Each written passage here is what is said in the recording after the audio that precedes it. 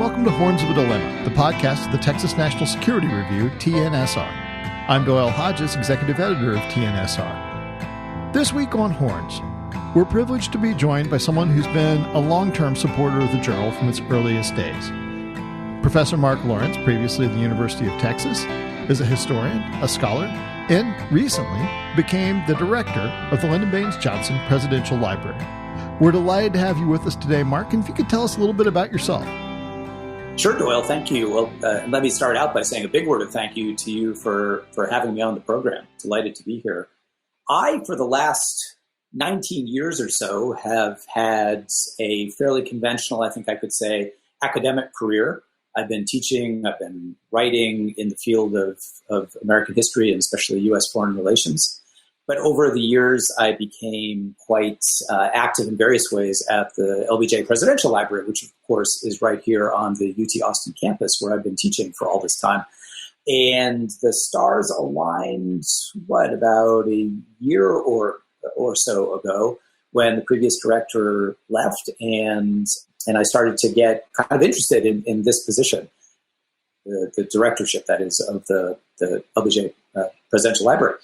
And I started in January of this year, so I've only been on the job for about 6 months. It's been a pretty significant adjustment, more so, in fact, than I had thought it would be because of COVID. To put it mildly, the job has turned out to be somewhat different from what I expected. I mean, I really imagined that being director would still enable me to use a lot of my historian's approach to the world and ask some of the same kinds of questions and keep doing what I've been doing as a historian. But I have to admit, I spend a lot of my time now thinking about the facility, about staff issues, about reopening the library and so forth. But I do want to continue to work as a historian, and something that's very important to me, and I'm determined to keep plugging away at my research and writing. Well, that's terrific. So, I think I'm probably not alone among our listeners in that you hear a term like presidential library or presidential museum and library.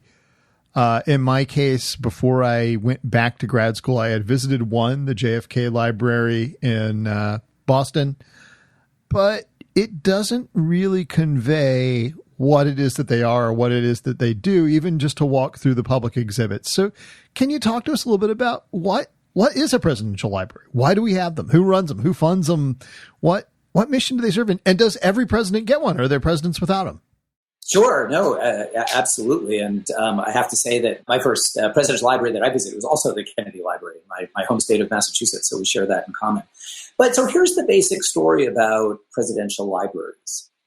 FDR was the first president to take an active interest in establishing an institution that would live on, that would house his papers, and that would have a museum dedicated to his presidency, run education programs, kind of do all the things that a modern presidential library now does.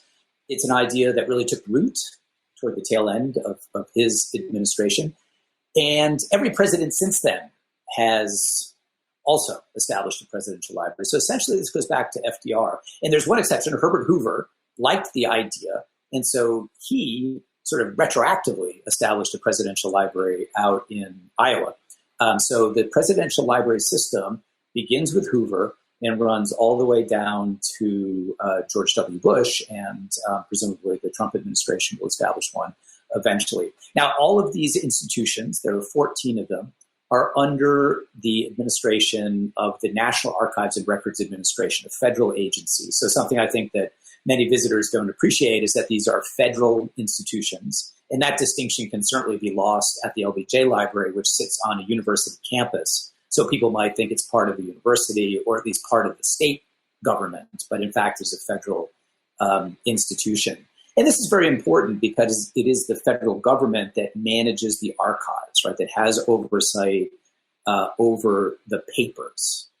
And the primary function of the National Archives and Records Administration is to manage those papers and to make them available to the American public on the core assumption that one of the principal features of a democracy is to enable citizens to see the official records on which decisions were made historically. So that is mission number one for our library, like all of the others in the system. So Is the funding entirely federal, or is it a mix of public and private funding? And I have to confess that my only real background on this is having watched the TV series Veep, where Julia Louis-Dreyfus was worried about getting private funding for a library bigger than her predecessor. And I don't know if there's any degree of accuracy to that. Exactly. One of my favorite lines having anything to do with presidential libraries comes from Veep, where one of her critics says that because her presidential administration was so short, that really her library should be more in the spirit of a bookmobile. But absolutely, you're quite right to ask this question. Presidential libraries are public-private collaborations. So the federal government manages the papers of the president, and in most cases plays the leading role in establishing the institution at the front end. But in every case, there's also a private foundation that raises money that supports the library. Now, the relationship between the federal government and the foundations varies enormously. In some cases, they're quite distinct operations. In others, they really blend together in a way that makes it difficult sometimes to know who works for whom or who's getting paid by whom. And that's very much the case. That latter scenario is very much the case here at LBJ, where we on the government side have a terrific relationship with the LBJ Foundation. And they fund our operations over and above what the federal government provides. And that money is very important. It enables us to do a lot of creative things, I think.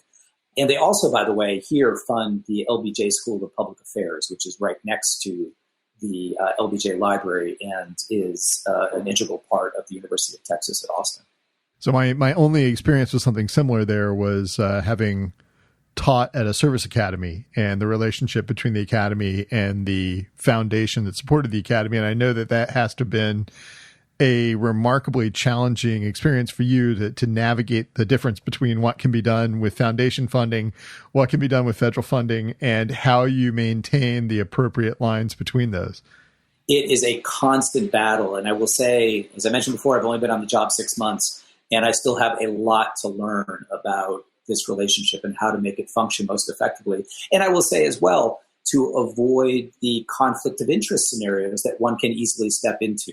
And sometimes those conflict of interest rules, I will say, are frustrating. They seem to constrain what I can do, what federal employees like me can do. But at the same time, one has to recognize very quickly there are very good reasons why those lines exist. And so I try to be very respectful of them and first and foremost to understand them. No, it's very important. It's just it's times surprising how important it is to have a good attorney in addition to a good historian available.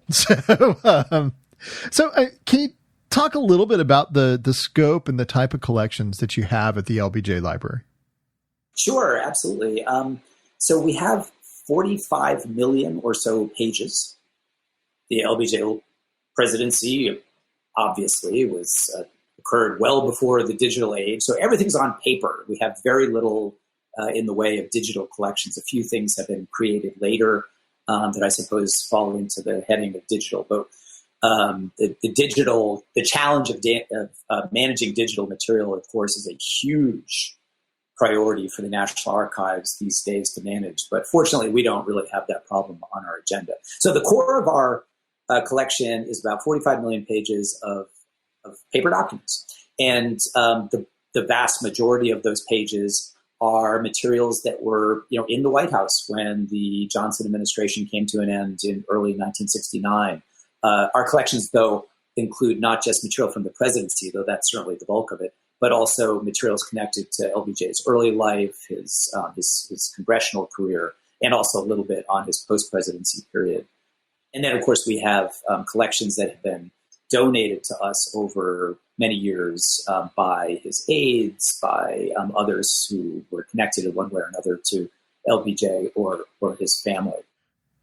Sure. So, I mean, I would assume since you've been there only now about 6 months that you've not read more than 43 million or so of the 45 million. I'm curious, what is the size and what's the makeup of the staff that administers this type of collection?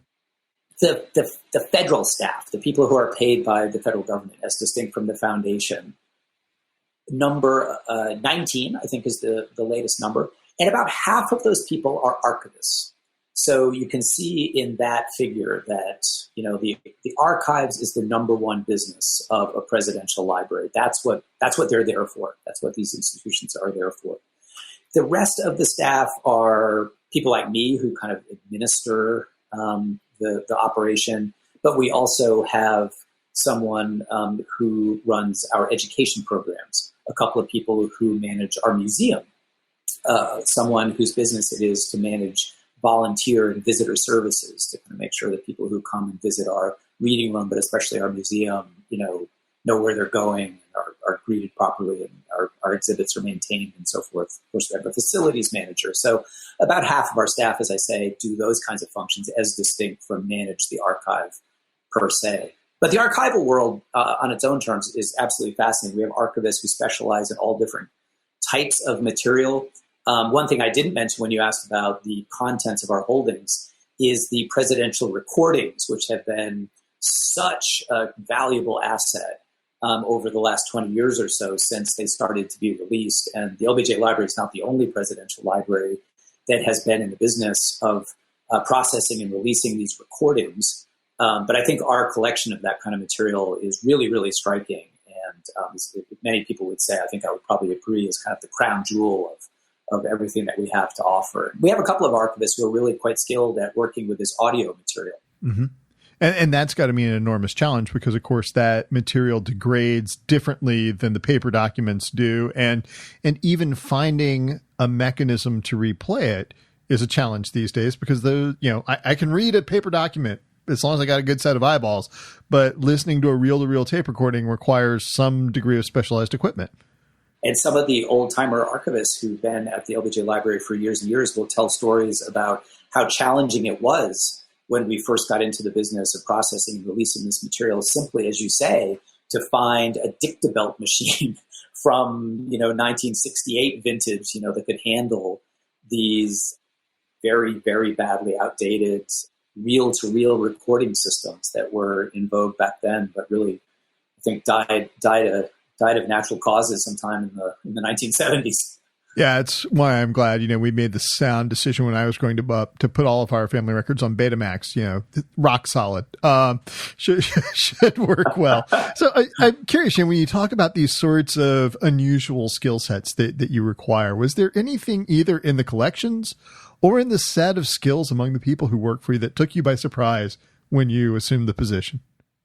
I would say that I have been really floored by the technical expertise of really our archival team across the board, but particularly those people who deal with this audio material that I've been talking about, photographs, video, of which are other important pieces of our collection.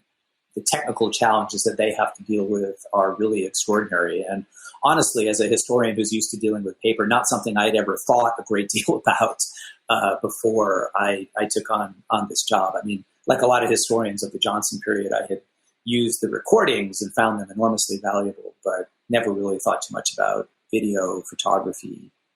So those folks just do a really awesome job. The other answer to your question I would offer is that I've been really impressed by the artifact collection that is also a crucial part of our holdings at the library. Again, as a historian, I think paper. I think historical documents as the bread and butter. And indeed, that is the centerpiece. But perhaps needless to say, we have a lot of stuff that, populates our museum. We have a lot of artifacts left over from the Johnson period, only a tiny fraction of which is on display at any time.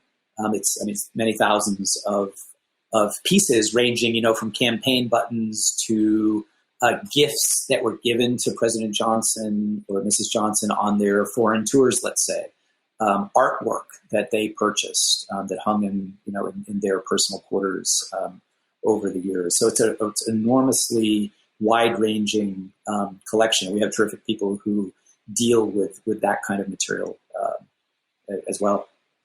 So, I first became really aware of presidential museums and libraries, aside from, like I said, having visited the Kennedy Museum and Library, when colleagues in my PhD program were visiting presidential libraries to support their dissertation research. And I'm curious what sorts of ongoing research agendas the library is supporting right now? So, like all other presidential libraries, I would say we very much value our role as a place where researchers, ranging from interested members of the broad public to very specialized academics with very specific research agendas, can go and find what they need. We have, as I said, a crack archival team that helps people find what they're looking for.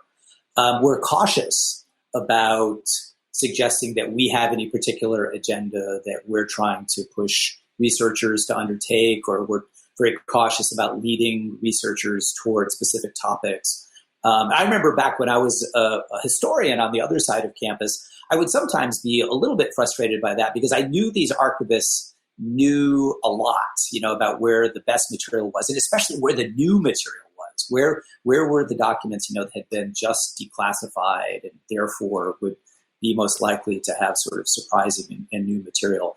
And to be fair, I don't want to exaggerate here. They, of course, would share a good amount of that information. But there was a clear line for archivists. These are total pros who see their business quite rightly as making material available, but not shaping the research agenda. Sure. And you raise an interesting question with the question of classification. I'm curious, it just broadly, what proportion of the archives would you say are still classified, if any? A chunk is, and that's honestly, I have to say that's a statistic I should know off the top of my head. I do not know that statistic off the top of my head, but I would guess it's somewhere in the 10% or so range of the overall collection. So it's still significant. And the staff over the years has been hard at work reviewing material and declassifying it to the extent that can be done here on site. And there are some mechanisms that allow that to happen. But in many cases, of course, the material has to go to Washington to be reviewed. So it can be a very long process. But it's been a high priority for our institution, like other presidential libraries, like the National Archives more generally.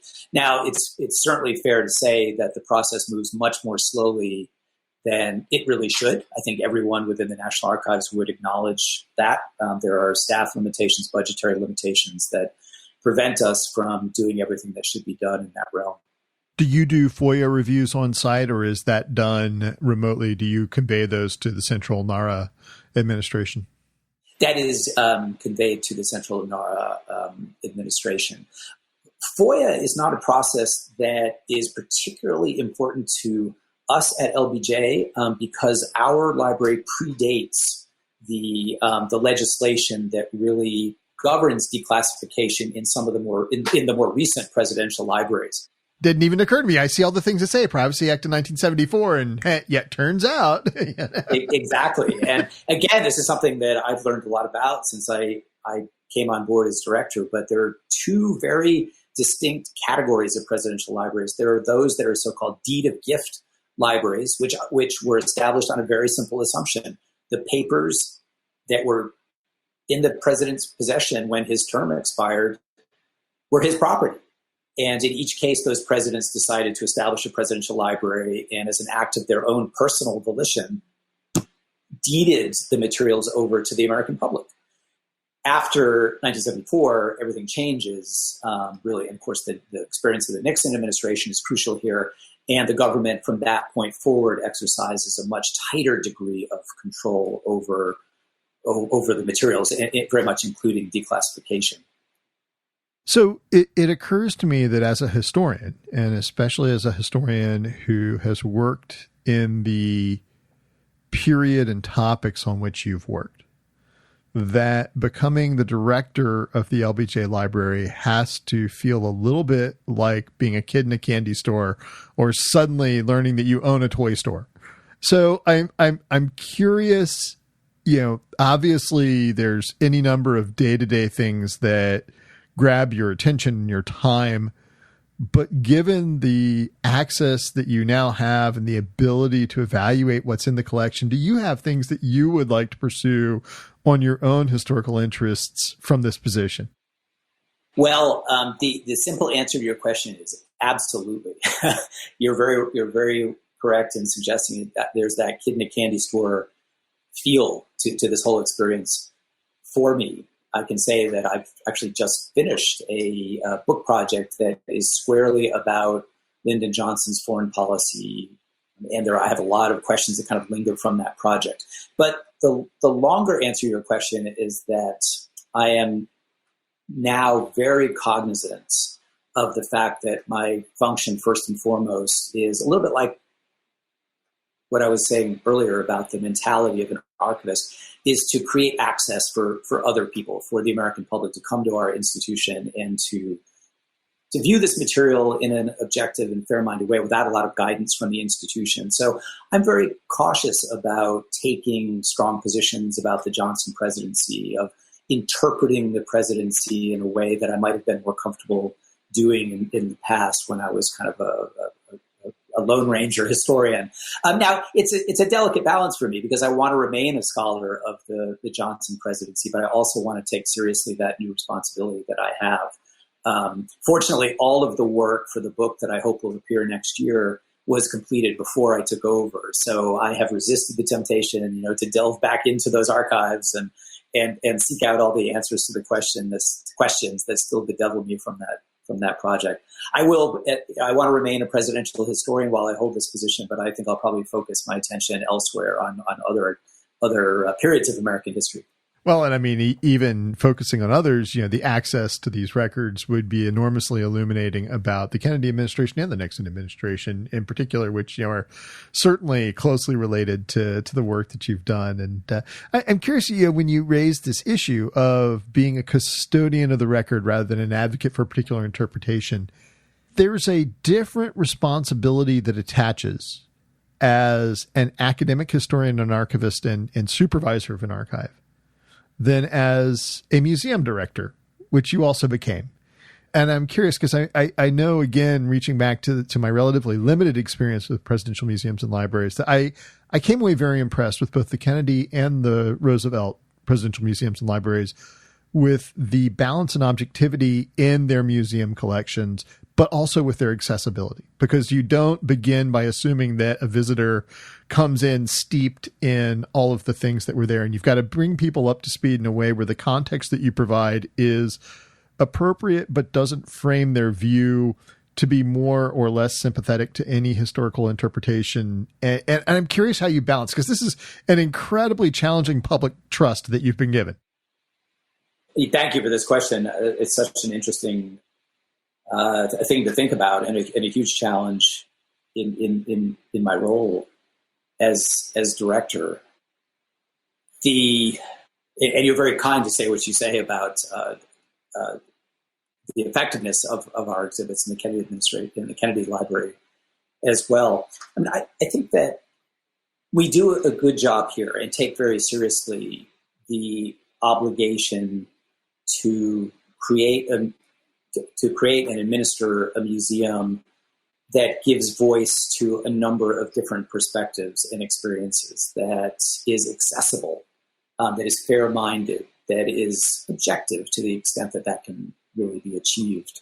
As LBJ said, when the library was established, he wanted the record to be open to the American people with the bark off. And I hope that mentality prevails in connection with our archival operation, but also in connection with the museum.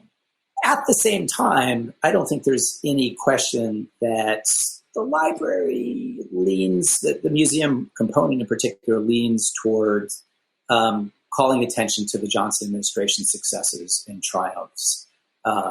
It's a place that sets the Johnson presidency in context, but certainly emphasizes the great legislative triumphs of particularly the earlier part of the administration. One of my critiques of the museum exhibit is that we probably don't do enough with the post-1965 period, when the momentum of the Great Society really slowed down, when Vietnam hung over everything that the administration tried to accomplish. So we're actually undergoing right now a partial renovation of the museum. And one of the things that I'm really trying to accomplish is to increase the coverage of those later periods and to show that the great triumphs of the Johnson presidency should be seen within this larger context of a deeply problematic and controversial time. Speaking of Johnson in his time, it seems like a nice time to shift gears a little bit to talk less perhaps about the institution of the museum and more about Johnson the man. And we're caught up in a time when the evaluation of historical figures is particularly controversial. You know, I did my PhD at a program that until a month ago was known as the Woodrow Wilson School of Public and International Affairs, and now known as the Princeton School of Public and International Affairs. And I think for good reason. I think even by the standards of his time, Woodrow Wilson was a problematic figure who had both tremendous accomplishments and tremendous personal flaws related to his views on race. If there's any American figure or politician who embodies these contradictions, to my mind, Johnson is foremost among them. He was, in his Great Society program, in his advocacy of the Voting Rights Act, in his appointment of Thurgood Marshall to the Solicitor General position, and his forwarding of him for positions that led to him on the Supreme Court, idealistic. He was personally known for his vulgarity at times. His foreign policy led to horrifying divisions within American society, and some have argued were on a scale with, if worse than, contemporary decisions that have embroiled the United States in conflict and controversy. He was a pragmatic, rough and tumble politician and also a thoughtful person at times. How do you go about understanding all these things? And is there any aspect of Johnson's character or his accomplishments that you feel is really underappreciated or which is really a key to understanding him in the appropriate context?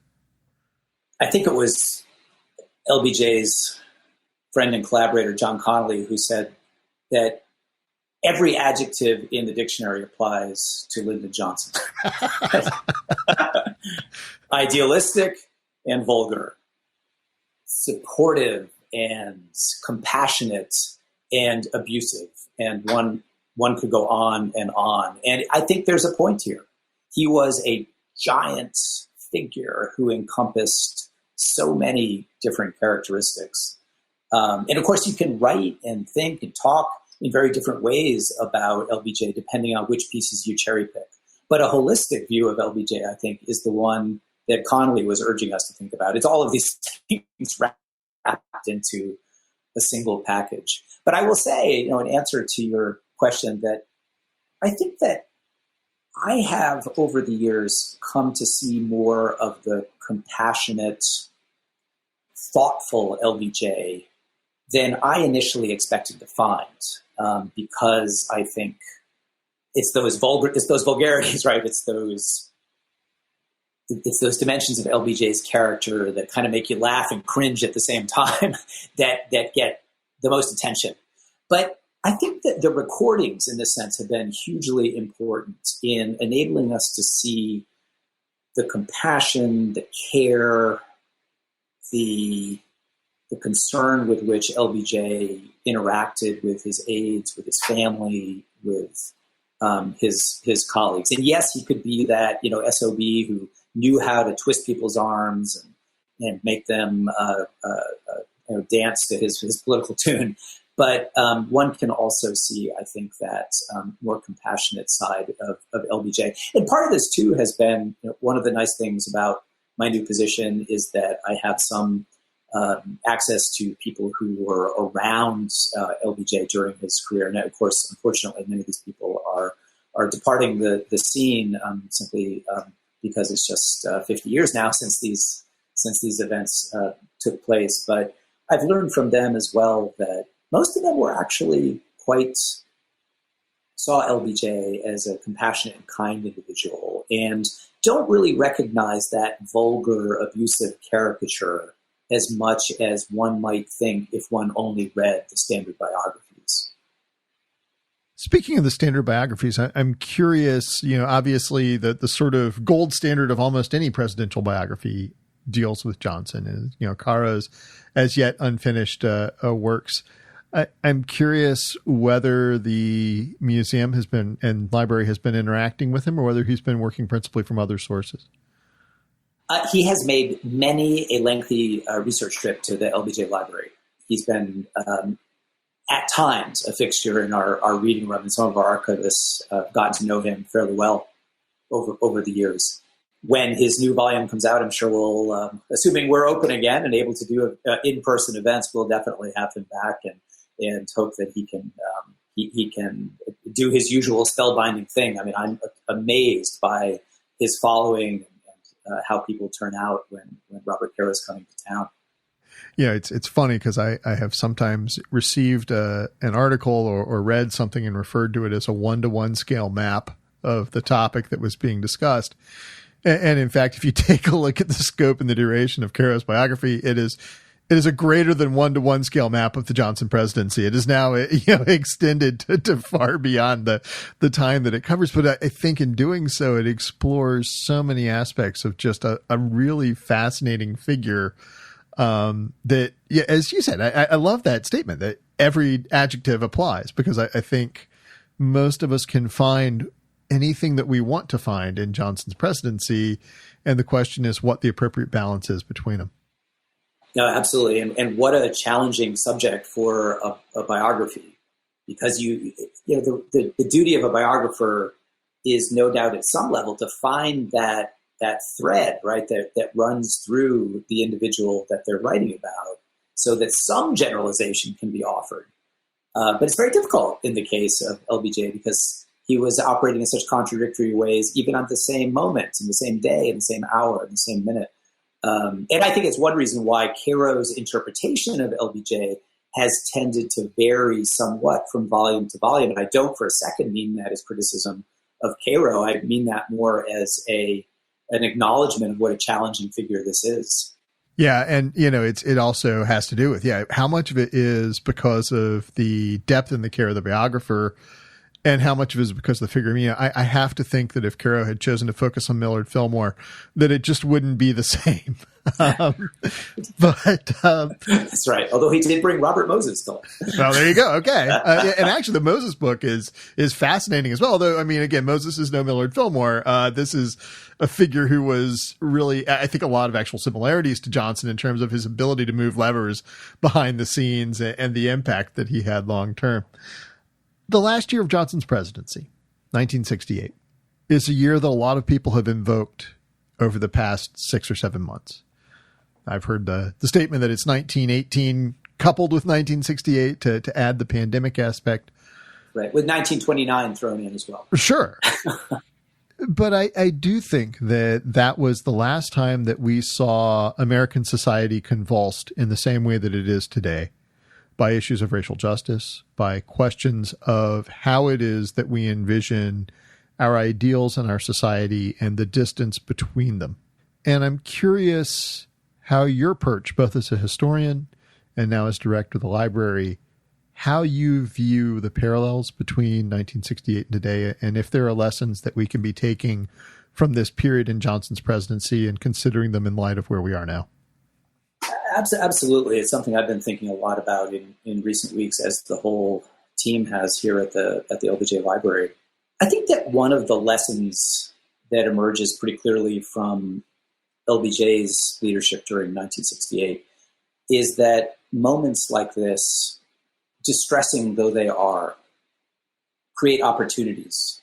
And I think LBJ recognized immediately after Martin Luther King's assassination, this horrible event in early April of 1968, that here was a moment to focus Congress, to focus the American people on another civil rights bill, which was stalled, this one having to do with fair housing.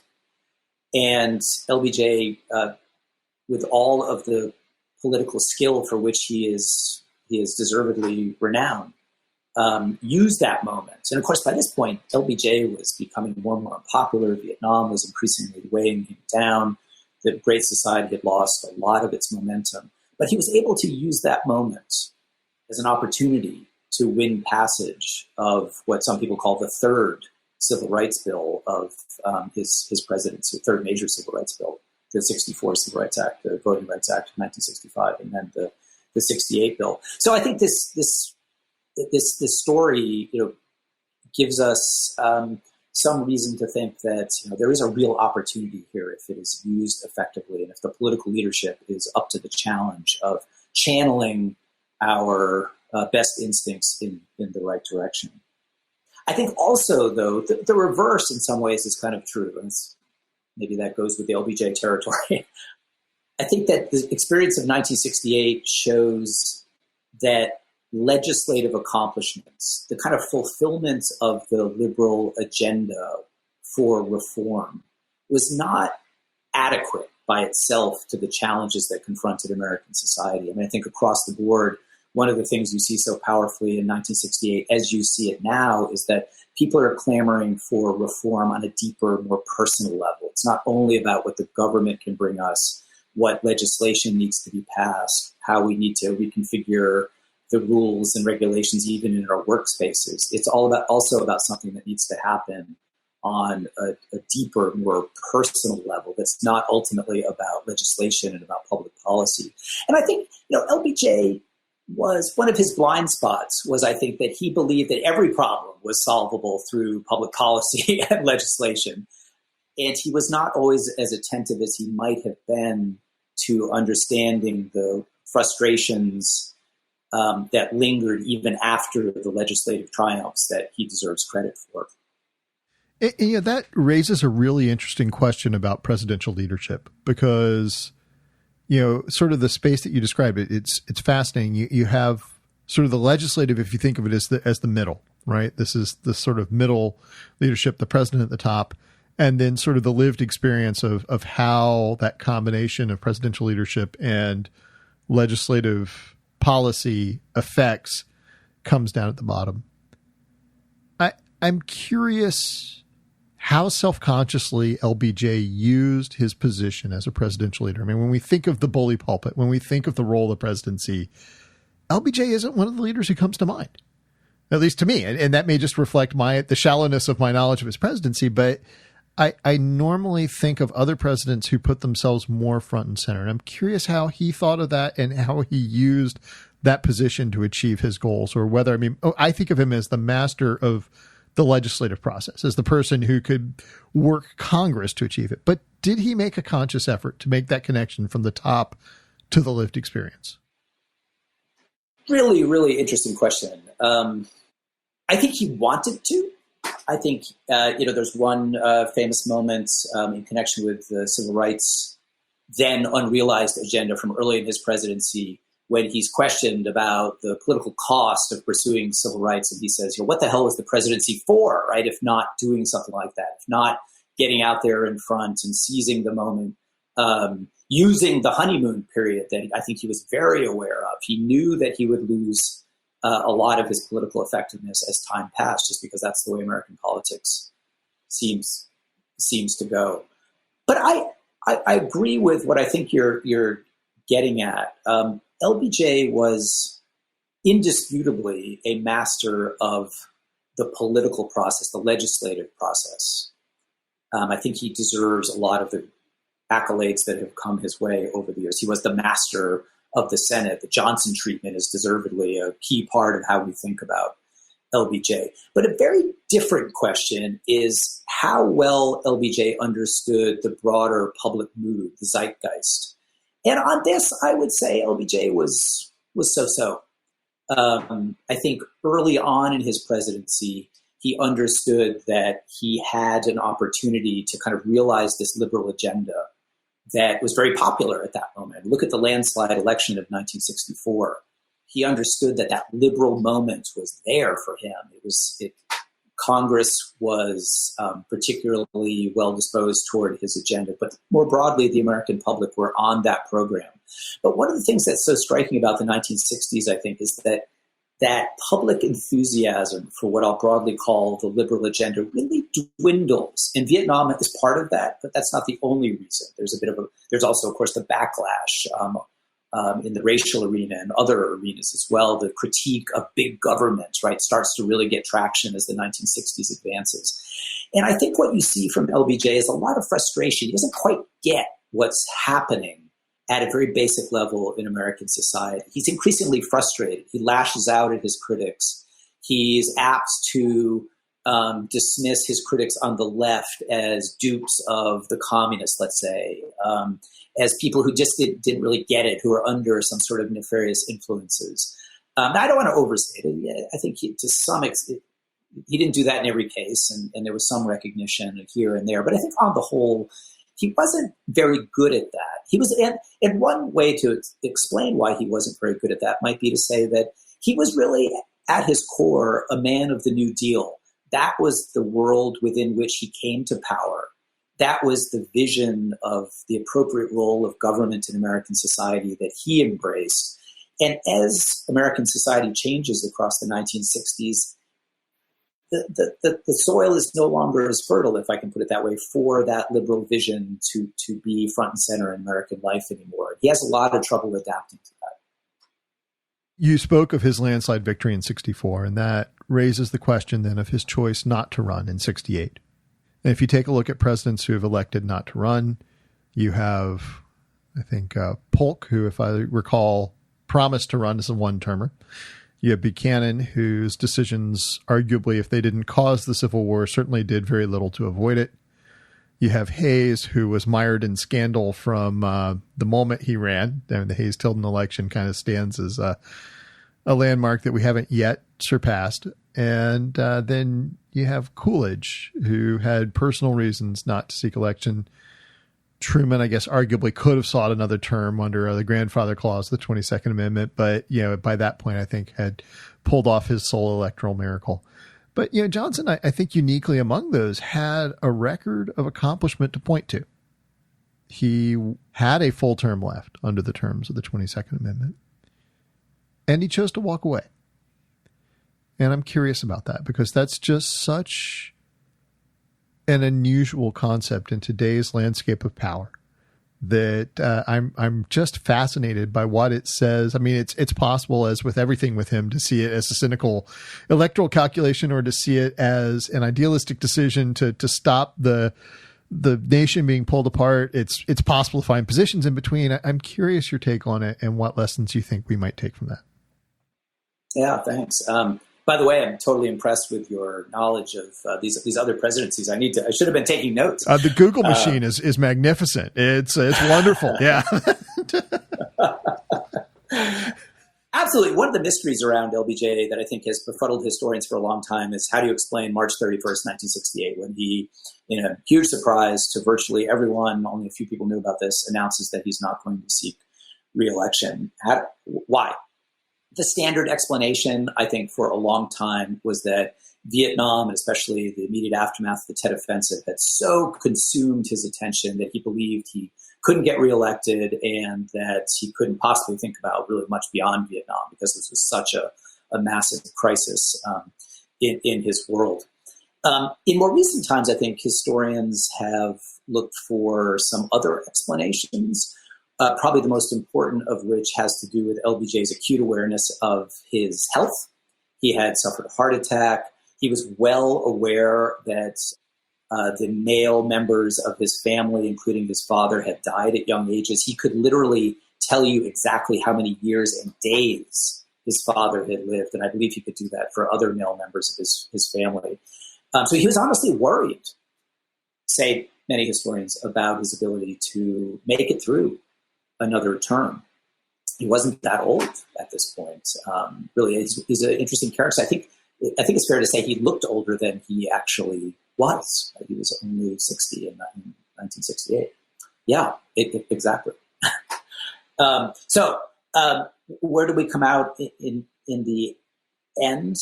Is it his health? Was it Vietnam? Was it political calculation?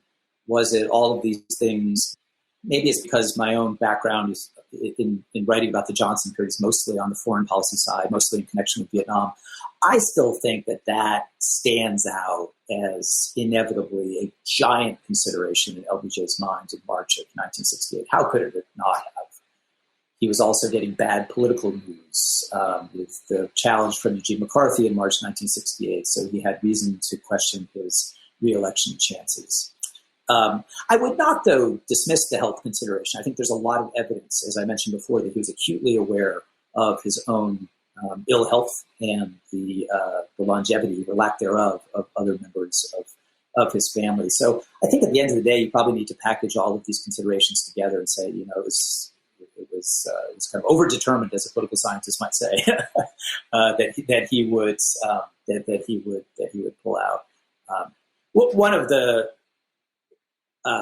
interesting questions that inevitably flows from this topic is, what were actually his chances of re-election in 1968? And on that one, I think I would go with many historians and biographers who say that it was actually much better than LBJ may have thought in March of 1968.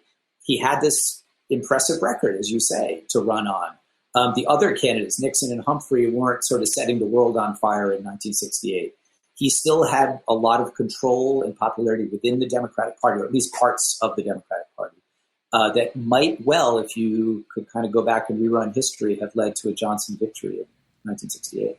Yeah, it's kind of a fascinating counterfactual if you think of sort of how Kennedy metaphorically manhandled Nixon in the debates, and you think about Johnson's skill in those sorts of things, to wonder what a Johnson-Nixon debate in 68 might have looked like. That's grounds for a movie at some point. That would be terrific. Right. Oliver Stone. We've been talking with Dr. Mark Lawrence, the director of the LBJ Presidential Museum and Library in Austin, Texas, and previously on the history faculty at the University of Texas, and a long-term supporter of TNSR. And I'm grateful to you for your support of the journal. And I've really enjoyed this conversation. Thank you. This is just fascinating in terms of the insight into what the institution that you now direct does, as well as some thoughts about how this period of history reflects on where we are today. I really appreciate it. Thanks. Thanks so much, Doyle. I've really enjoyed it. Thank you for listening to this episode of Horns of a Dilemma, and please don't forget to visit our website at tnsr.org.